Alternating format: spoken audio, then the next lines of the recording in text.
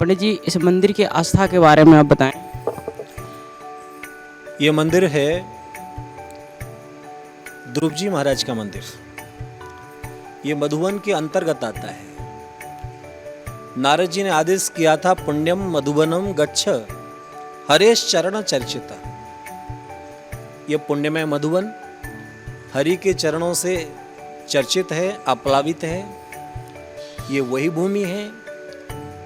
उत्तानपाद महाराज के पुत्र ध्रुव जी महाराज को 6 महीने के अंदर जगत नियंता नारायण की प्राप्ति की। सहर्ष शीर्षापि ततो गरुत्मता मधुर बनम भृत्य दिदक्षयागतः। जहां पर भगवान नारायण अपने भक्त को दर्शन देने नहीं आए। सुखदेव जी महाराज ने लिखा है कि वो दर्शन अपने भक्त का करने के लिए आए हैं।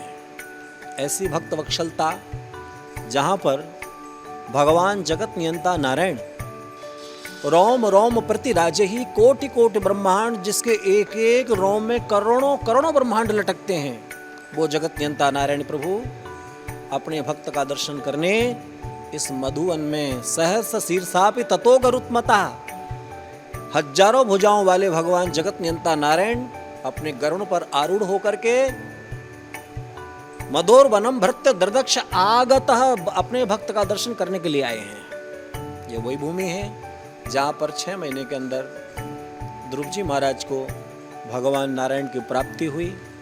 जहां पर एक नाम का 2 गुना नहीं, 10 गुना नहीं, 1000 गुना नहीं, अनंत गुने फल की प्राप्ति होती है। ऐसा ये मधुबन है जहां एक नाम में अनंत लाभ, अनंत पुण्यों की प्राप्ति जीव को होती है। थोड़ा करो और ज्यादा पाओ, ऐसा फल ये भूमि का है। ये मधुबन है। ध्रुव जी महाराज ने यहाँ तप किया है।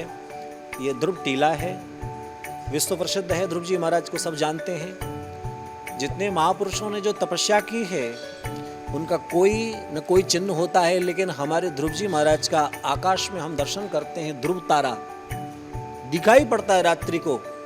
ध्रुव तारा के नाम से ध्रुव जी महाराज का ध्रुव लोक आज भी स्थापित है। ये वही ध्रुव जी महाराज की तपोस्थली है जहां आप लोग दर्शन कर रहे हैं साक्षात ध्रुव जी महाराज का। ये प्राचीन मंदिर है ध्रुव जी महाराज का।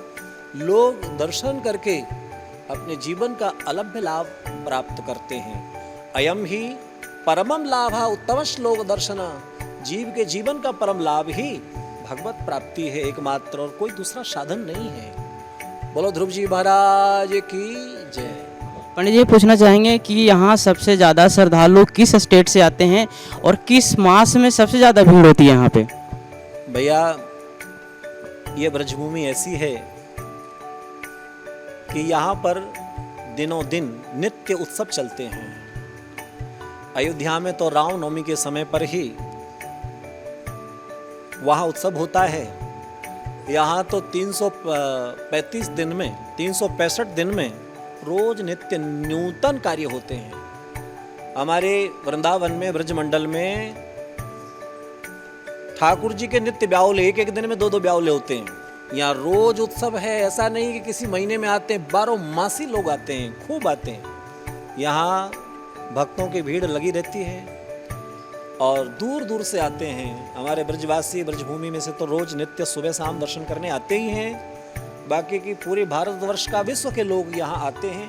अपने जीवन का परम लाभ है, उसका लाभ लेते हैं, खूब आनंद विभोर होते हैं और जाते समय उनका यहाँ से जाने का मन नहीं करता। वो यही कहते हैं कि झोंपड़ी ब्रज में बना ली जाएगी। अगर हमें ब्रज में बास मिल जाए तो हमारा अहोभाग्य है। ब्रह्मा आदि शंकर इस ब्रजभूमि में एक पलक झपकते समय का समय प्राप्त करना चाहते हैं भगवान से प्राप्ति के लिए। सूरदास जी ने लिखा है, वृंदावन एक पलक जो रही ये वृंदावन, एक पलक जो रही ये। जितनी देर में हमारी पलक झपकती है ना, उतनी देर का समय हमारे देवता कहते हैं इतना समय भी हमें प्राप्त हो जाए तो हम भाग्यशाली हो जाएं, अपने जीवन को कृतार्थ कर लें। पंडित जी एक चीज़ और पूछना चाहेंगे कि आपके माध्यम से हमारे जो जितने भी श्रद्धालु आएंगे या जान पाएंगे, वो यहाँ आ नहीं पाते, नाम सुने हैं, तो उनके लिए कुछ संदेश देना चाहेंगे आप? उनको यही संदेश देना चाहते हैं, ब्रजभूमि में नहीं आए तो आपका जीवन, मानवीय जीवन कृतार्थ नहीं है, सफल नहीं है। अगर आप लोगों ने ब्रज वृंदावन में दर्शन किया है तो विश्व के जितने भी तीर्थ हैं, कहीं किसी तीर्थ में आपको जाने की आवश्यकता नहीं है। ब्रजभूमि का दर्शन कर लिया तो आपने समस्त तीर्थों के दर्शन का अलग लाभ आपने प्राप्त कर लिया है। ये बहुत मनोहर और प्रेममय तीर्थ हैं, लोगों को जानकारी नहीं है। आप लोग अपने यंत्रों के द्वारा उनको बता रहे हैं, उनका कल्याण कर रहे हैं। आप लोग भाग्यशाली हैं, भाग्य के पूरक हैं। यही हम कहना चाहेंगे कि लोग आएं और अपने जीवन का परम लाभ है उसको प्राप्त करें। यही आप लोगों को संदेश दे रहे हैं। जय श्री कृष्ण। जय श्री कृष्ण। तो आप देखे होंगे पंडित जी महाराज जो है कि इतने बारीकी से समझाए ध्रुव जी महाराज के बारे में, और हमारा सौभाग्य प्राप्त हुआ कि आज हम यहाँ दर्शन के लिए बाबा की नगरी में हम आए हैं। जय श्री कृष्ण।